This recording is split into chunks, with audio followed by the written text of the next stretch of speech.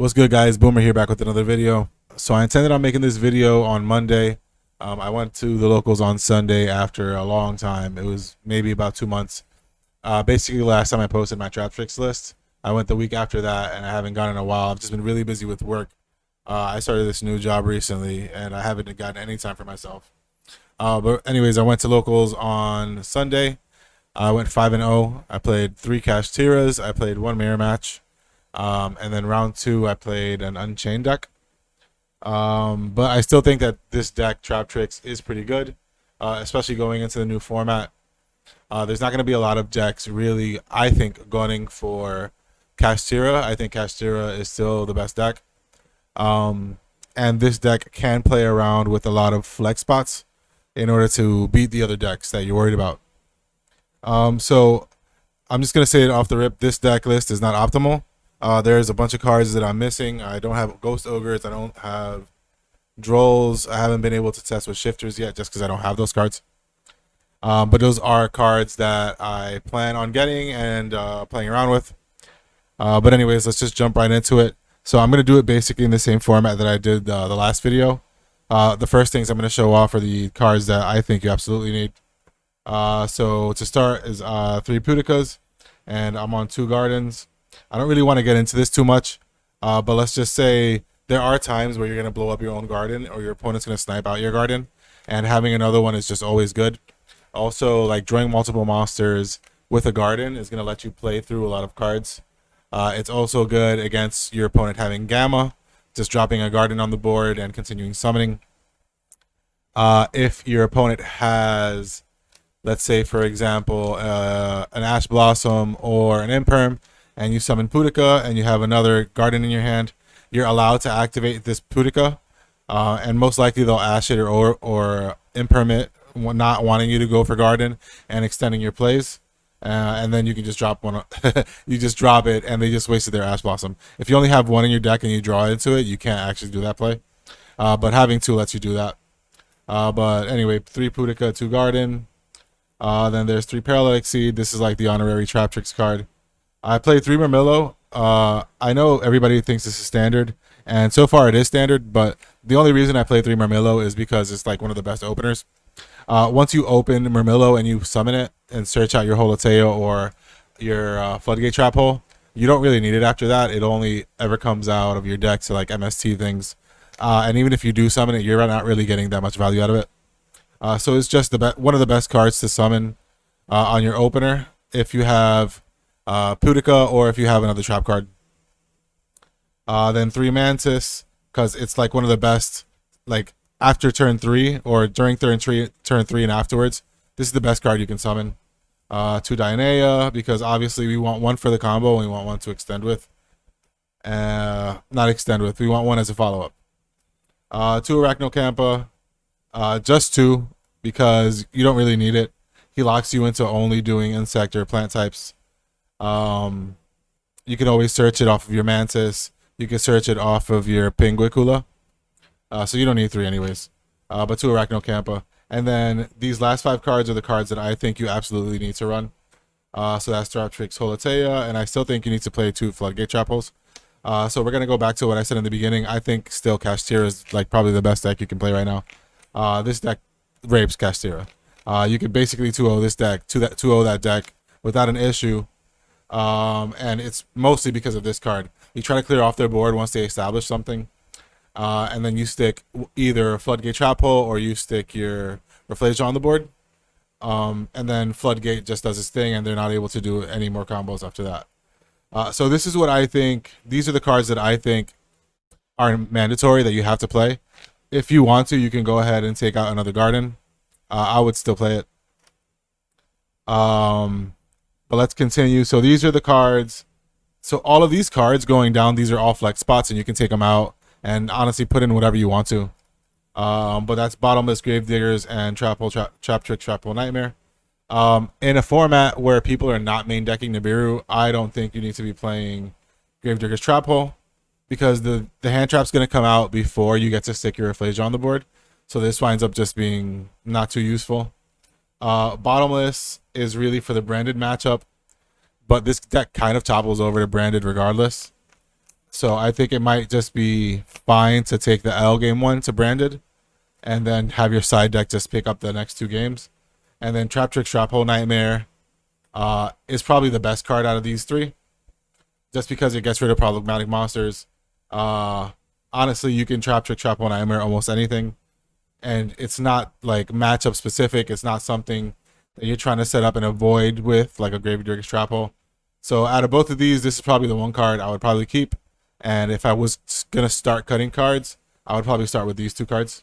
So I'll just put these down here for now. And since Kashtira has been as good as it is, I think Book of Moon should be a staple in this deck. If you guys look at the deck list that Pac did for his purely deck, you'll notice that he's playing Book of Moon over Santa Claus, and that's because when they activate the trap to summon the towers, you can just chain Book of Moon to book their monster, and they don't get their guy. And then from there, you can just continue playing. Also, it's good against Arise Heart, obviously. It triggers Arise Heart for you to be able to do something like Gamma. It's just a super versatile card. It stops people in their tracks when you open it going first. It's really good going second. So these, I think, are staples. Ash Blossom, honestly, because I didn't have Droll, but Ash Blossom actually won me my round 1 versus Kashtira. I lost a die roll, and he had Fenrir, Unicorn, activated Kashtyriosis, and I just ashed that. And then he summoned a ball, the Shangri-Ira, I think it's called. And then on my draw phase, I just booked it, and it wasn't able to do anything. I got over it, set up a board. He wasn't able to do much after that. Another cool play I did was I had somebody drop Arise Heart and the Shangri-Ira on me. I drew, went into standby phase. I Ash Blossom his Shangri-Ira. Ash went to the graveyard. He went to attach with,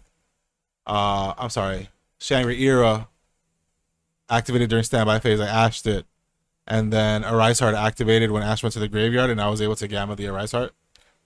And then proceeded to build a board and continue playing after that. So I think that's pretty good. That's a pretty dope application it has. Maybe I'm going to go into trying to play Ash Blossom with Gamma and Droll or Ogre. But Ash Blossom seems pretty good. Also, like I said, this deck topples over to Branded, so you might want to keep this card in your main deck. But yeah, Ash Blossom, I'll put this here because I'm not too sure if this is something I'm going to keep. But for sure, I'm going to keep these Gammas. So Gamma really helped me out against the mirror match. Also, it helped me out against Kashtira. I just think it's a super versatile card. Yeah, you can't really use it if you're the person going first. But once you're going second and you're trying to activate cards to break boards, this comes in handy a ton. So I think I'm going to keep these. Now, I only played 2 Imperms because I only own 2 Imperms, and I didn't have any pots. But 2 Imperms, if you could fit the 3rd one, you can put it in. This is honestly one of those cards that I think are really good in Traptrix, specifically because it's a trap card. So like if your hand isn't that crazy, you open like a way to make Sarah plus a Floodgate or a Book of Moon and an Imperm, I think you still have a pretty solid shot at winning this game. But it's not super important. Imperm's not going to stop your opponent from doing anything going first. This is mainly something that you're going to use to stop the Rise Heart, things of that nature, things that are problematic and have like lingering effects that you just want to stop them and continue your plays. So Imperm is pretty good. I'll keep these over here with the Ash Blossoms. And then I played 2 Kaijus. It could honestly be any Kaiju that you can get over. This is just the one I had. It should be Gamma Seal probably. But I only played this because I didn't have pots. If I had pots, I would probably just cut these out, play a pot, play like another Imperm, and I'd call it a wrap. I'm okay with just playing 3 trap holes, considering that it's the important ones. 2 floodgates and a trap hole, Traptrix, trap hole nightmare. I think that's absolutely fine. Also with the Imperms, I don't think you have anything to worry about. But yeah, that's the main deck. Just so that you remember, guys, these are the cards that are all the flex spots. I don't think Book of Moons is really a flex spot. But you have technically 3, 6, 9, 12. You have 13 cards you could play around with. 14 if you want to count the second field spell that you could literally just play around with. All that's going to change depending on your meta. But yeah, that's that, guys.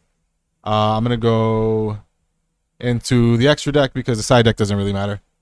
So 3 Sarahs, Adipus. I play 2 Pingmakulas because I like dropping one first, like going first, game 1. And then once they clear it off, or I have to link him off, once they clear it off, basically, I can summon another one after I've followed up by activating my Holotea on their turn.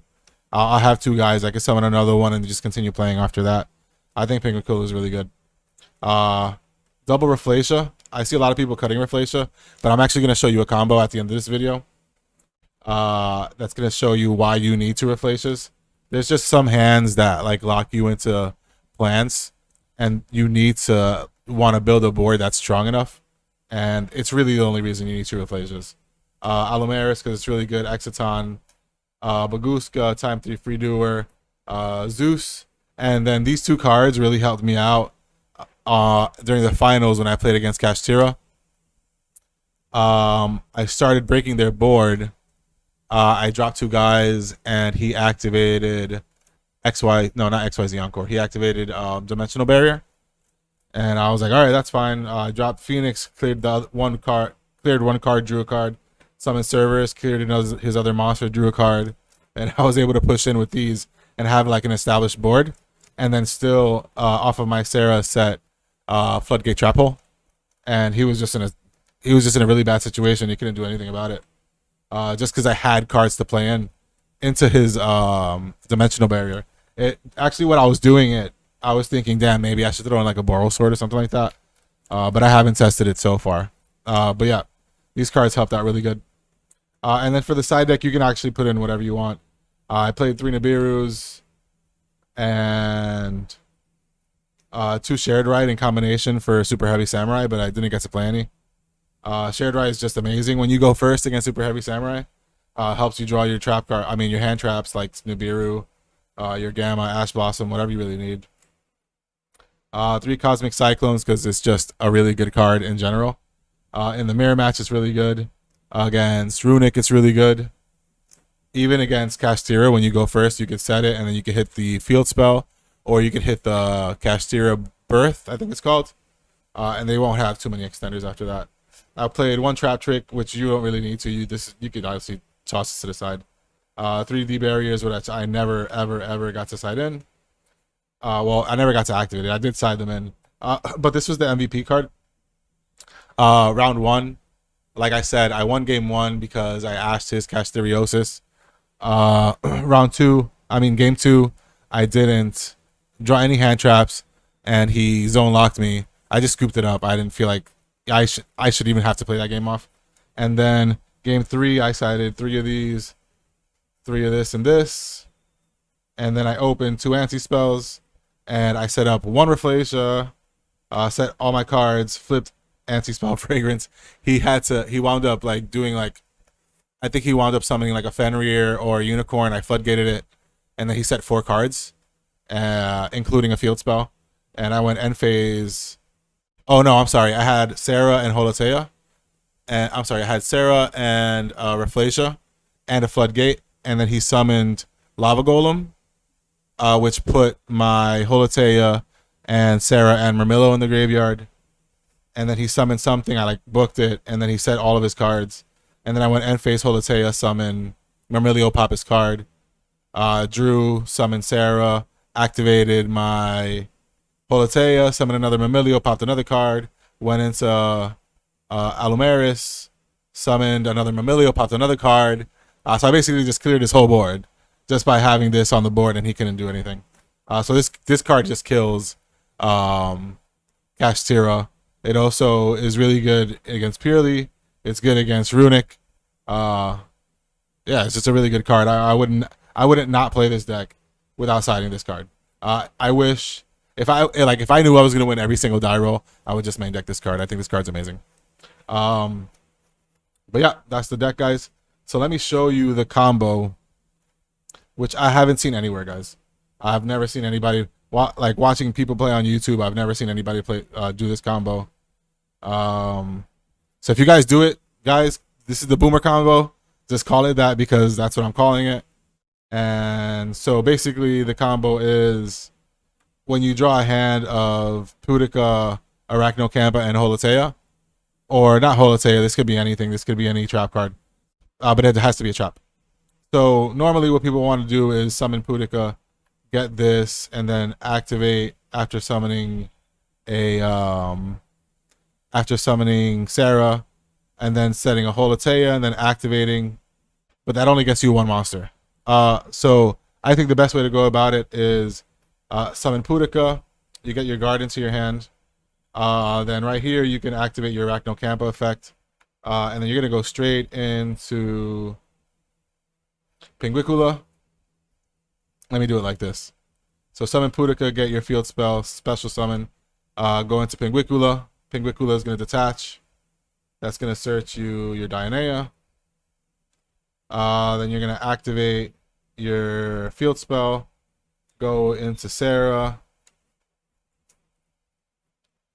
Then you summon your Dionea, pick anybody up. Sarah's gonna activate. It's gonna get to your Holotea. And I'm sure you guys see where this is going. So you're locked into plants or insects. So you drop your Inflatia there, activate Holotea, pitch. Summon Dionea. And that's going to get you your other Holotea to the board. So that's on the board. That's going to get you your Holotea set. Then you summon another Inflatia. Yeah. So that's the combo. It only takes the Arachnocampa and the Pudica. That's when you have like a mediocre hand. I noticed a lot of people, all they do is summon Pudica, go for Sarah, summon Arachno, set the one trap, pitch trap, make one Inflatia. But this is just a better board.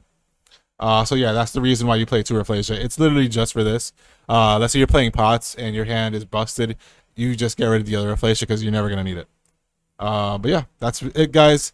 I hope you like the deck profile. I hope you like the commentary behind it and the combo that I left for you guys. Guys, comment down below what you thought about it. Please subscribe to this channel. Share it with your friends, and I'll catch you in the next one. All right.